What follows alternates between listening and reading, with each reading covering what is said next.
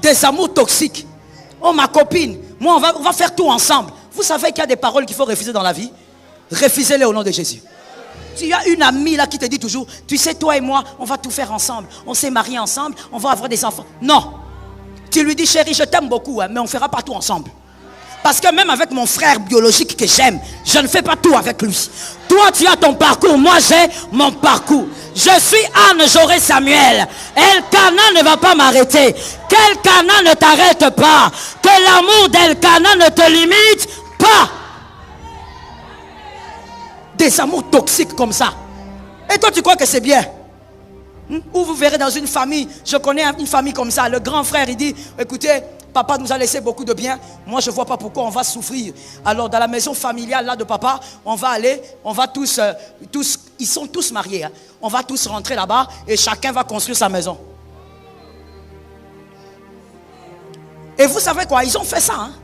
Parce que tous les autres frères se sont dit, ah oui, le grand frère a raison, c'est une manière d'économiser. Pourquoi on va aller être locataire alors que la maison de papa est là? Tu as appelé ça comment? Limite. Limitation. Esprit de limitation. Esprit des limites.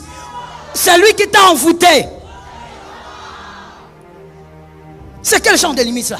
Toi tu es content, tu dis oui, c'est l'économie. Mon frère, il y a certaines choses dans la vie. Pour certaines choses dans la vie, il ne faut pas économiser. Tu n'as pas entendu. Ces cultes là, c'est pour les gens matures. Tu n'as pas entendu. Pour certaines choses dans la vie, il ne faut pas économiser. Par exemple, pour quitter, prendre ta femme, aller chez vous, s'il faut dépenser, il faut dépenser. On ne reste pas sous le toit paternel. Et vous êtes là en train de vous dire, non, c'est l'amour. Ou vous avez une mère, un père qui vous dit des choses comme ça. Venez, la parcelle est grande, non? Venez rester. Restez où? Restez où? Elkanah, esprit de sorcellerie. Tu veux limiter quelqu'un. Refuse qu'on te limite au nom de Jésus. Septembre, dis à ton voisin, septembre, nouvelle saison. Je t'annonce ça déjà. C'est que Dieu m'a dit en priant. Le mois de septembre est un mois de connexion exceptionnelle. Rencontre des gens exceptionnels. Des rencontres en or. Mon frère, même si on sort d'une belle et bonne famille, tu as besoin de les rencontrer. Par cette rencontre en or, ta vie aussi va prendre un autre shift. Tu dois faire des rencontres. Et un adulte ne joue pas avec les relations. Ce sont les enfants qui blaguent avec les relations. Oh, Asini qui n'a pas vanda. Gamin, gamine, tu n'as rien compris de la vie. Il y a des gens bien aimés. Ah, je ne sais pas quoi faire. J'ai envie d'entrer dans ton cerveau. Ce n'est pas possible. J'ai envie d'entrer dans ta tête que je m'assieds là. Je dis à quelqu'un, sur cette terre, écoute-moi bien, il y a des gens qu'il ne faut jamais laisser partir. Jamais. Même s'il faut que tu dormes devant sa maison, dors. Parce qu'il y a des hommes de la destinée. Ce que je dis n'est pas nouveau, c'est dans la Bible. Élisée, je reste dans le même modèle. Élisée, pourquoi il n'est pas parti 24 ans pasteur avec un homme? 24 ans? Il n'est pas le seul prophète dans la Bible. Il y a beaucoup de prophètes qui se sont mariés, qui ont eu des enfants. Il ne faut pas croire que les prophètes dans la Bible ne se mariaient pas. Il y a des prophètes qui ont eu une vie. 24 ans avec un homme. Et tu as fait 24 ans avec quelqu'un comme on dit nous les Quinois. Tu ne vois pas clair. Tu n'as pas de maison. Tu ne fais que le suivre derrière. Et même quand tu es avec cet homme-là, il ne te donne même pas des responsabilités un peu élevées. Du genre, va un peu prophétiser là-bas, va un peu prophétiser. Non. Il te dit, jette l'eau. Jette l'eau sur les pieds. Jette l'eau sur les mains. La Bible dit, un grand papa comme Élisée. Parce que des fois quand on lit, on oublie que ce n'était pas des gamins. Ils n'avaient pas 30 ans. C'était des hommes adultes. Un papa de plus de 50 ans. Il est là. Il jette de l'eau. Il jette les deux aux mains. C'est tout ce qu'il fait. 24 ans. Tu mets au monde un enfant arrive jusqu'à 24 ans.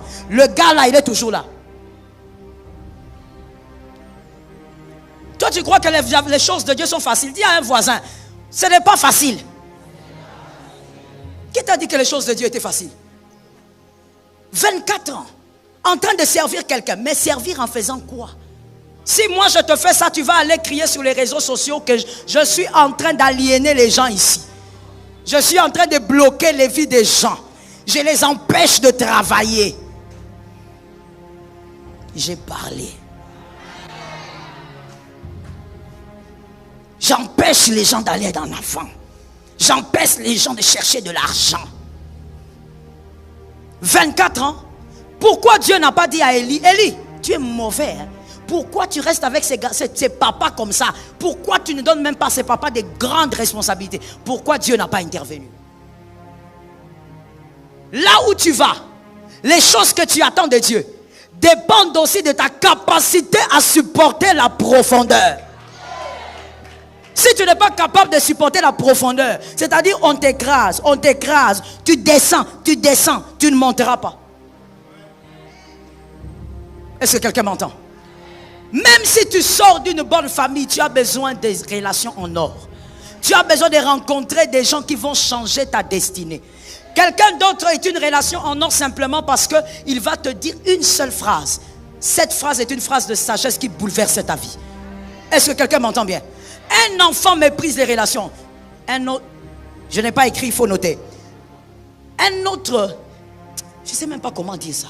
Un autre élément qui révèle que cette personne est grande, apparemment, mais dans sa tête, c'est un enfant.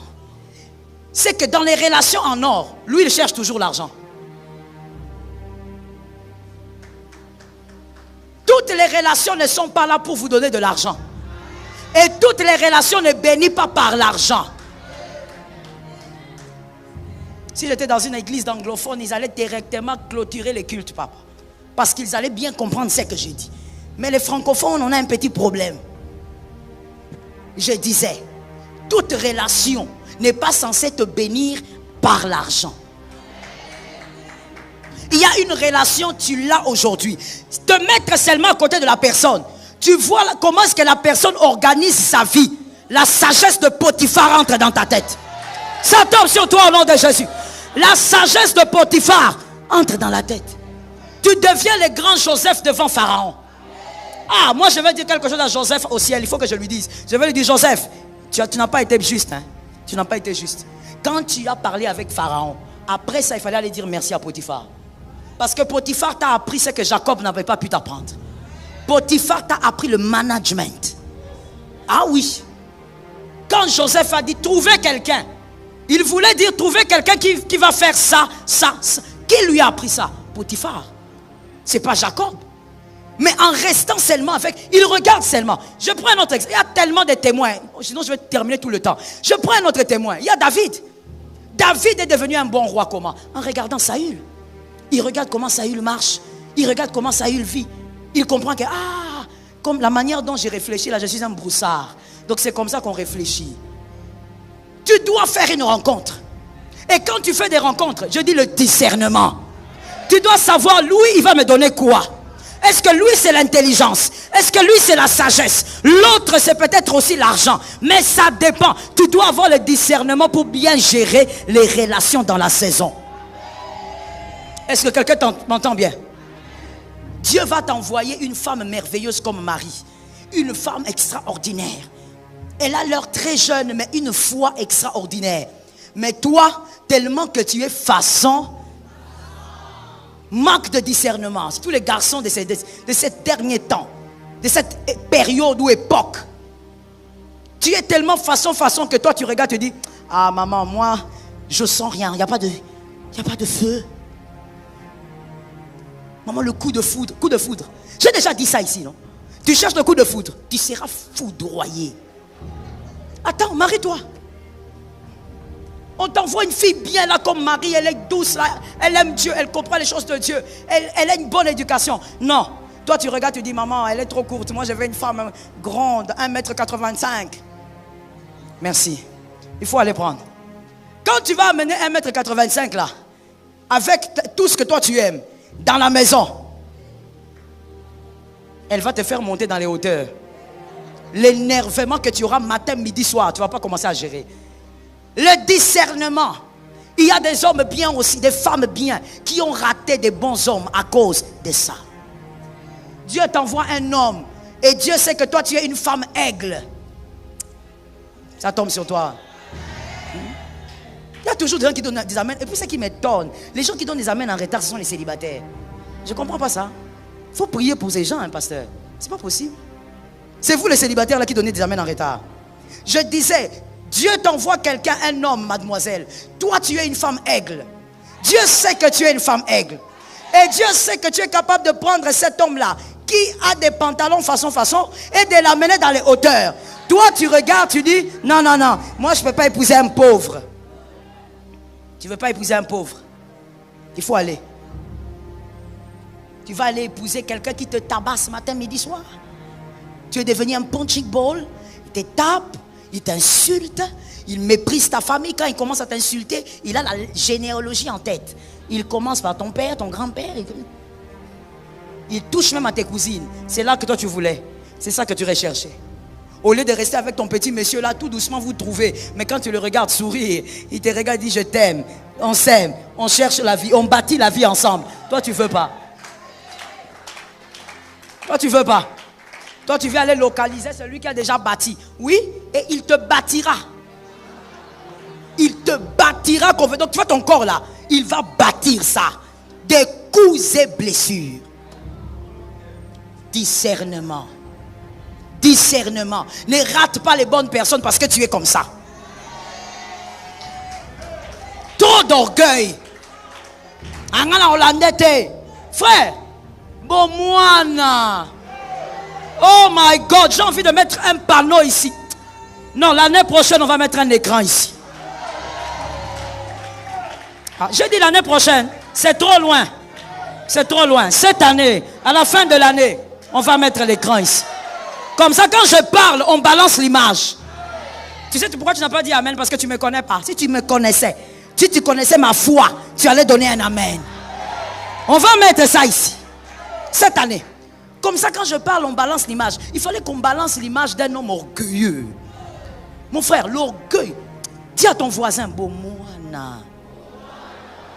Pour ceux qui ne connaissent pas le lingala, l'enfantillage. C'est de l'enfantillage.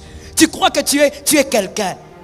Maman, quand on est adulte, quand on a grandi dans la vie, quand le cerveau a été bouleversé par les événements de la vie.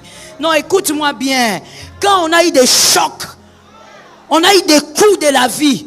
La vie t'a donné des coups. Tu as grandi. Tu vas comprendre qu'il y a des gens qu'il ne faut jamais lâcher. Même en rampant, il faut les suivre. Même en rampant.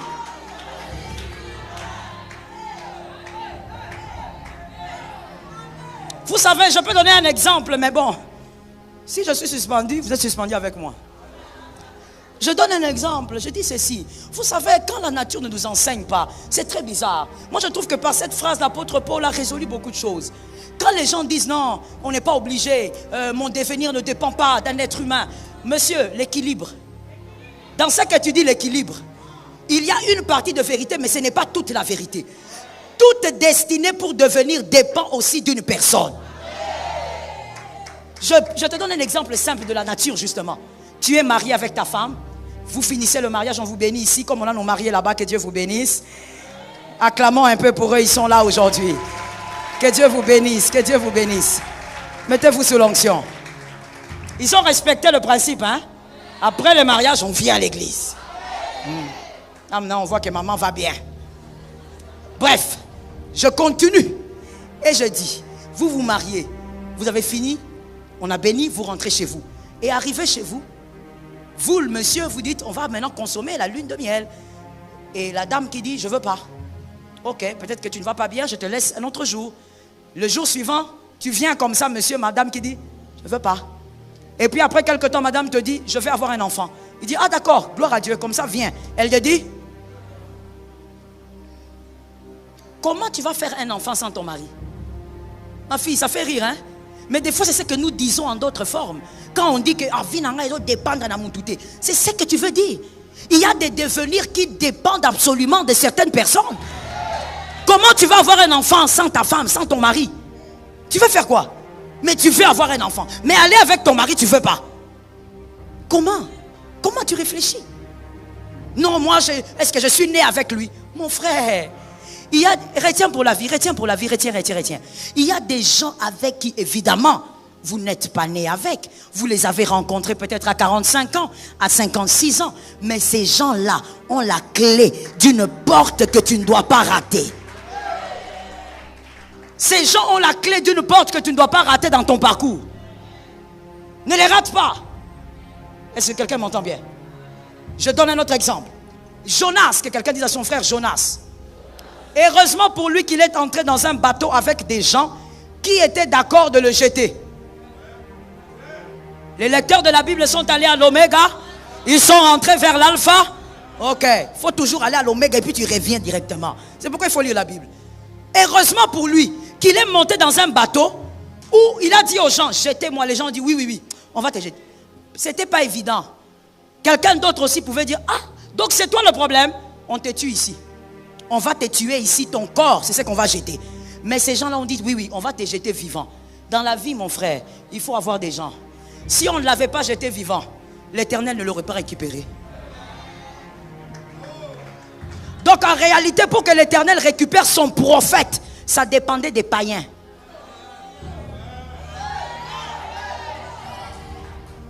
Si tu n'es pas un aigle là-bas, tu ne vas pas arriver. Tu vas seulement rester. Pour récupérer son prophète, pour annoncer l'évangile à Ninive, ça dépendait des païens. Il fallait que les païens disent, oui, on ne va pas te tuer ici, on va te jeter. Mon frère, un adulte comprend que les relations, c'est très complexe. Seul Dieu maîtrise l'affaire des relations. Toi, tu vas arriver quelque part, on te dit, bon, mon frère, avant que tu ne puisses passer par ici, il faut d'abord que tu fasses l'interview avec, c'est monsieur tel qui va faire l'interview. Tu regardes, tu dis, au nom de Jésus, il a les colliers des occultistes. Jamais. Mon frère, s'il a son collier, c'est pour lui.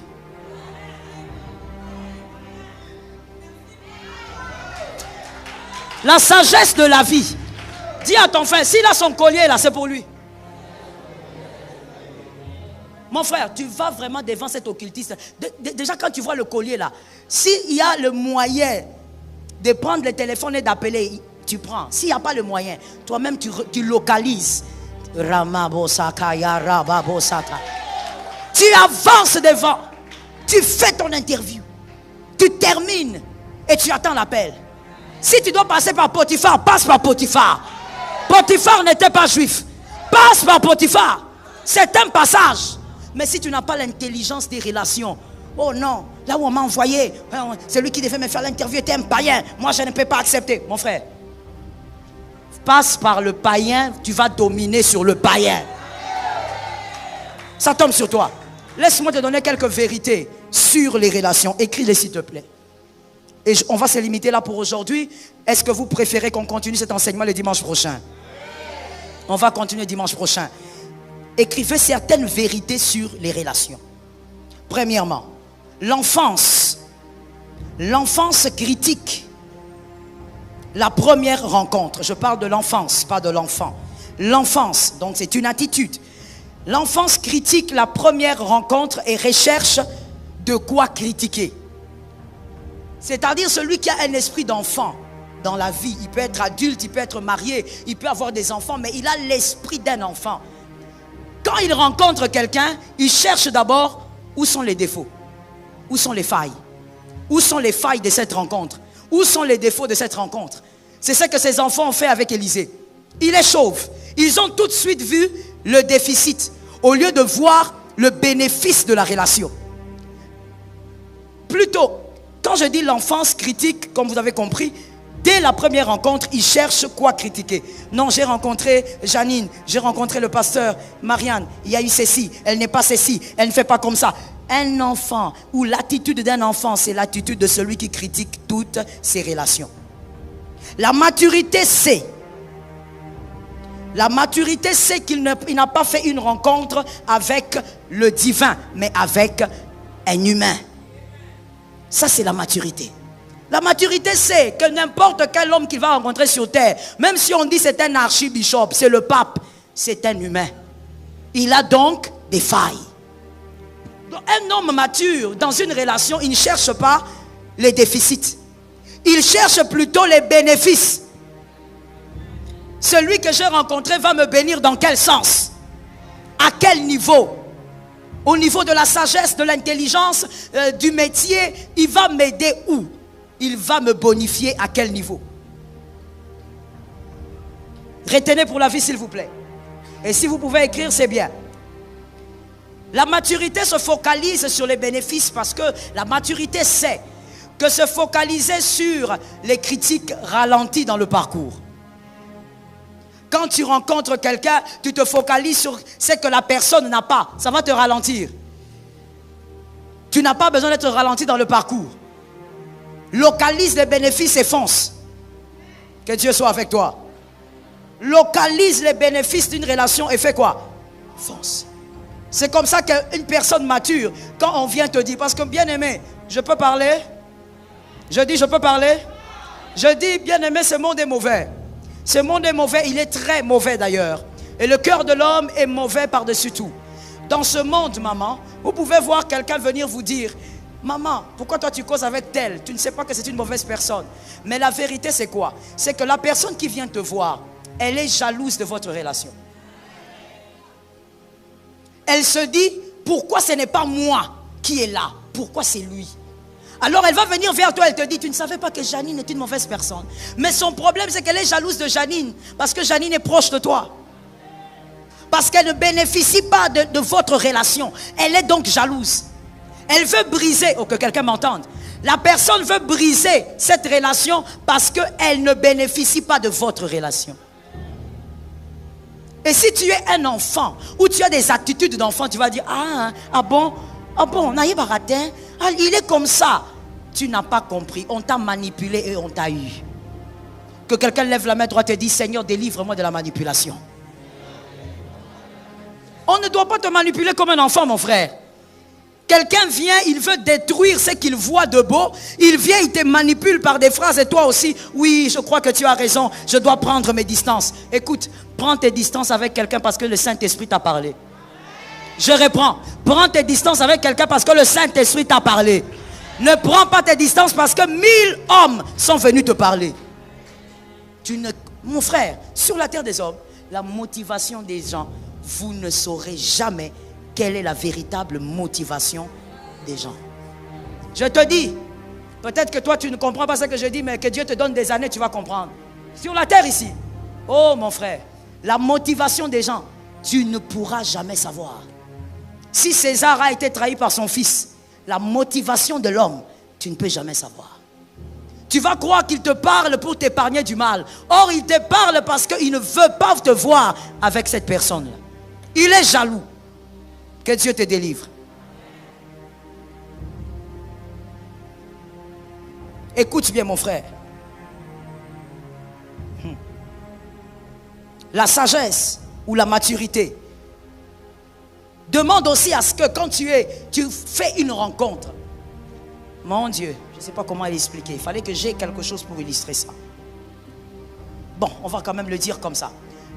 La maturité demande aussi que quand tu fais une rencontre en or, que tu ne sois pas pressé d'essorer la relation pour voir le lait sortir. Dis à ton voisin, sois patient. Des fois, quand il y a des gens immatures, quand tu fais des rencontres, tu veux que tout de suite cette rencontre-là te bénisse. Tout de suite, cette rencontre-là doit changer ta vie. Il y a des relations qui vous bénissent après 5 ans, après 15 ans. Tu te dis, moi j'étais toujours ici, je ne savais pas. Mais aujourd'hui, cette relation m'a payé. Il y a des relations qui doivent. Ces relations ont été programmées comme ça. Bats-toi comme tu veux, il n'y aura rien. Vous comprenez un peu ce que je dis.